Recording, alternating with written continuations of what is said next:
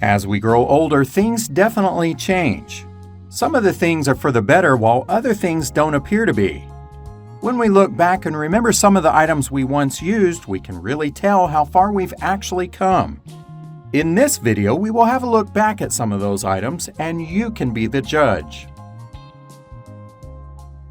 Over the years, shoes have become more and more advanced.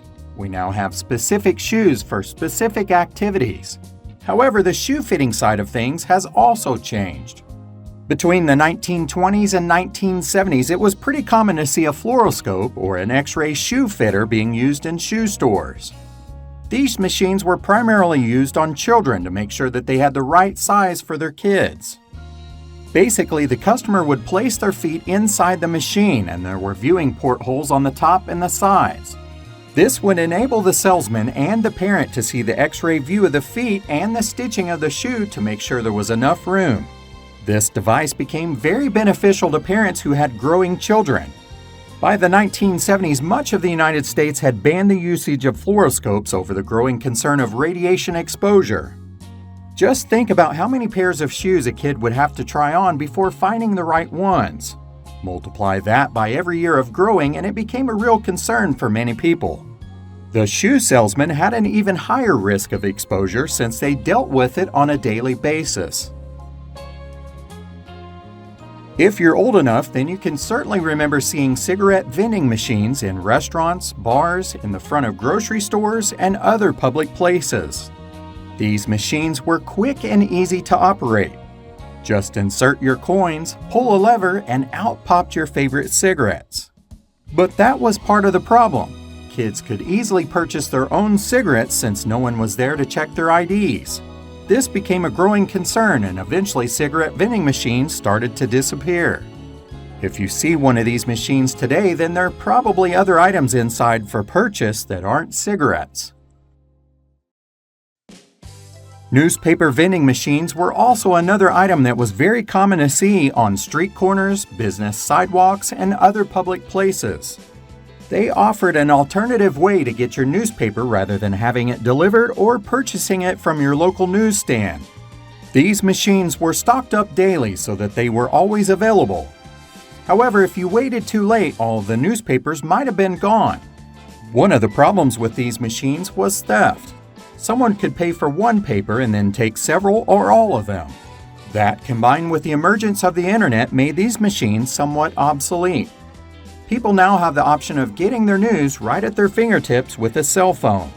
Today, newspaper machines can be difficult to find, and when you do see them, they are often abandoned.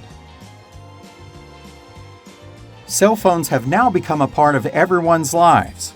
Before they became so popular, it wasn't uncommon to see payphones on street corners and in front of businesses. These big, bulky items were easy to spot, especially if they had their own phone booth. If you grew up reading the Superman comics, then you quickly learned that he also needed phone booths. Payphones had a distinctive smell in the receiver from everyone's breath, and they also had a familiar sound when the coins were being inserted. Now it is becoming increasingly difficult to find a payphone or phone booth. When you do find one, they may not even work. This is proof that cell phones have changed us in more than one way. Phone books were once an essential item for every household and business. These were thick directories that held the names and numbers of people and businesses in a particular area. There were two parts to the phone book. The white pages primarily contain residential information, while the yellow pages contain commercial business information. Phone books proved to be extremely valuable resources in every city and town. You may still see these directories on occasion, but they aren't anywhere near as common as they used to be. The internet and online search engines have pretty well rendered them as an item of the past. Jukeboxes were once a common sight in diners, bars, and pizza joints. They were usually easy to spot with their colorful bright lights and loud music. With just a drop of a coin, you could easily pick a song of your choosing from the wide variety in the catalog. It was also a great way to share your favorite music with others. The actual jukebox is a little more difficult to find today. Most people carry around their favorite music in their phones thanks to different streaming services. However, there is a more modern version of the jukebox which allows users to choose from digital catalogs and then request their favorite song. The way we pay for things has certainly changed. There was a time when cash was what most people used. Later on, checks and credit cards became available. Today, there are so many other methods of payment, whether it is a debit card, Apple Pay, Google Pay, an app, or various other methods. However, cash and coins are still available. We just don't use them as much as we used to. In the US, the cash register tills have always been built around certain currencies. For coins, it was always pennies, nickels, dimes, and quarters. For dollar bills, it was always ones, fives, tens, and 20s. Seeing a $50 or $100 bill was usually more common than seeing a $2 bill. But there are some currencies that we really no longer see in the US. If you're old enough, then you probably remember seeing 50-cent pieces, Eisenhower dollars, and Susan B. Anthony dollars. These coins are really not seen anymore. The US Mint has 50-cent pieces that are available mostly for collectors. They have also offered different dollar coins, but in today's day and age, it seems strange since most people use other methods of payment. In Canada, pennies have not been available for 10 years.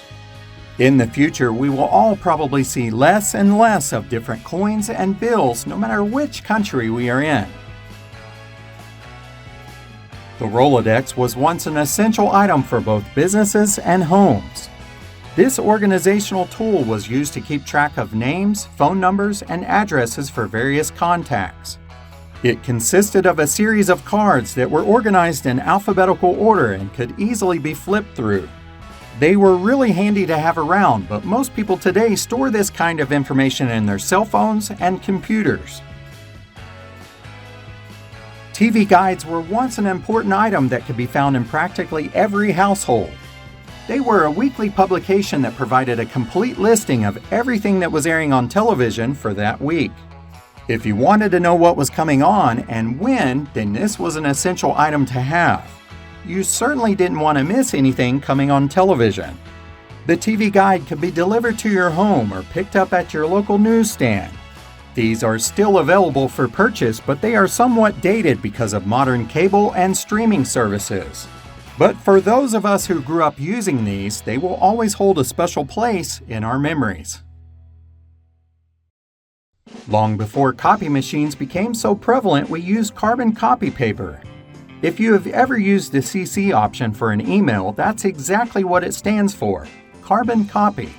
Another item that used to be more prevalent were the credit card imprinters, which also utilize carbon copy paper. These contraptions would make a physical imprint of a credit card to be used for payment. First, you would place the card on the device, and then carbon copy paper would be placed over the top of it.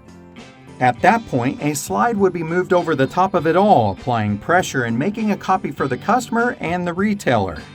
This was really quite a slow process, and it held up a lot of checkout lines. Once the digital payment system came in, it made these manual machines practically obsolete. Rarely will you ever see one today. Today, most of us use our personal phones for capturing special memories. But there was a time when film was the only method that we could use. Both still cameras and motion picture cameras utilize film. Taking a picture or recording an event took a lot more effort. First, you had to buy the equipment and then lug it around where you wanted to use it. You also had to purchase film and then load the film and take great care not to expose it to light, which would ruin it. Once it was loaded, you then had to concentrate on getting the perfect shot. There was no way to review what you had taken until you'd sent the film in to be developed. It was certainly not a quick process, nor was it cheap. Not only that, you were much more limited in what you could capture on film because of the recording time or the number of exposures. Once you filmed it, there wasn't much editing that you could do with it. You were pretty well stuck with what you captured. Film is still available for purchase, but most people have opted for digital cameras and editing software. Way before word processors or computers came to the market, we had something else. Typewriters were an essential item for just about every office, and many people had them at home as well.